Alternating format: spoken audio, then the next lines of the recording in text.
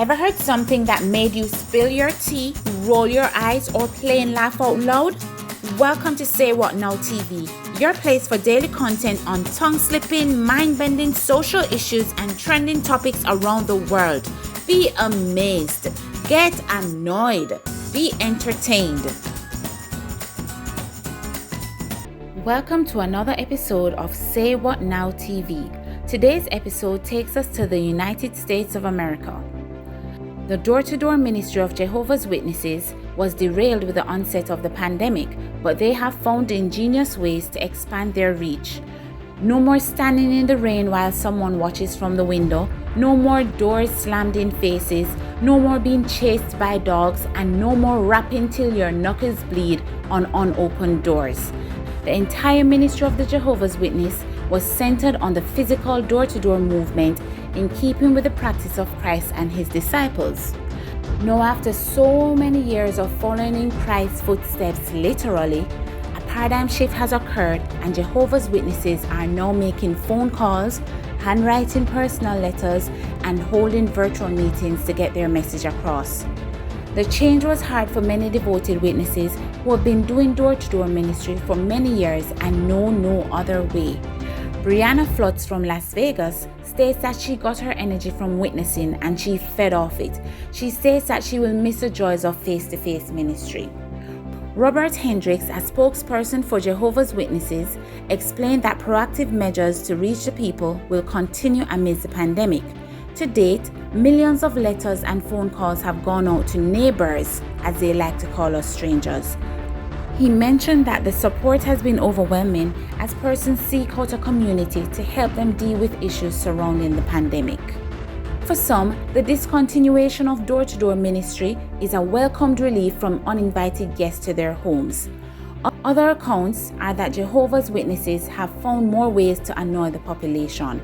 One man on social media stated that he will be adding the email address provided by Jehovah's Witnesses for contact to as many mailing lists as he possibly can so they can feel how annoying it is to be bothered.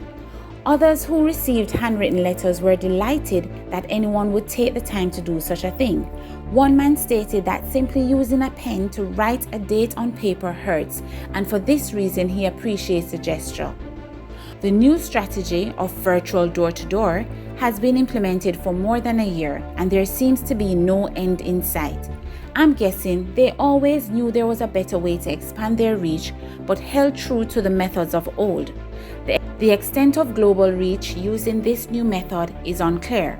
If you have received communication from Jehovah's Witnesses via mail or online, be sure to share your experience in the comments below. One Jehovah's Witness states that they have been able to connect with more people. This is a no-brainer. Digital sure beats sandals.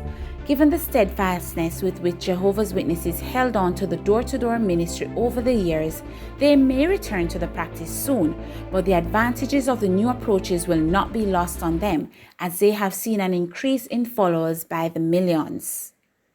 Susan Cohen, a devout Jehovah's Witness, shares her story. To bring good news to people. And last year, because of the pandemic, it was suspended. And that is very new for us because that was our primary way of reaching people. We've reached people other ways also, but since that was the primary way, it was an adjustment.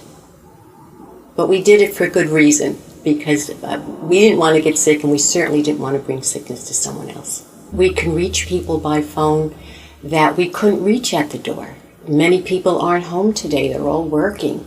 So it really has its benefits, calls and telephone witnessing. If someone isn't home, we can leave a message on their machine. So that has a lot of merit to it. Does it take the place of talking face-to-face? No. I really, really enjoyed the face-to-face because it's personal. You get to see people's reaction. They get to see yours. They learn to trust you faster. And therefore you can have really full discussions. But we can have these discussions on the phone, and we do, and we have some very good results from all formats.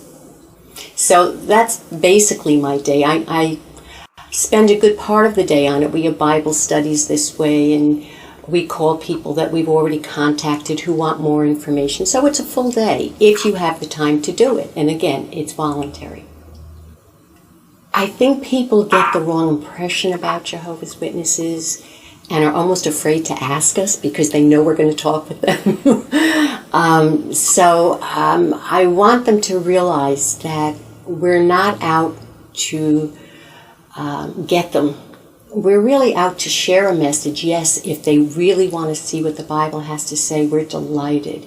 If they want to change their lives, that's their personal choice. We want to give them the information. We're happy to answer questions. We're question-answering people. We want them to see how loving God really is and what His purposes are for the future.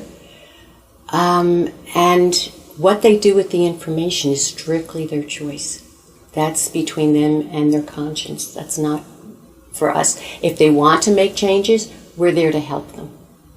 So I think that's really important, that people, and if we know that people get bothered by us sometimes, and we don't want to be a bothersome to them. And if they don't want us to come, we understand that. But there are a lot of people that do want to hear what the Bible has to say, and we're only too happy to do that. It's a very joyful work. Share your views in the comments below and be sure to like, share, and subscribe. Also, check out another episode of Say What Now TV. Do you have a burning issue that would shock or entertain our viewers? Share your scoop at saywhatnowtv10@gmail.com.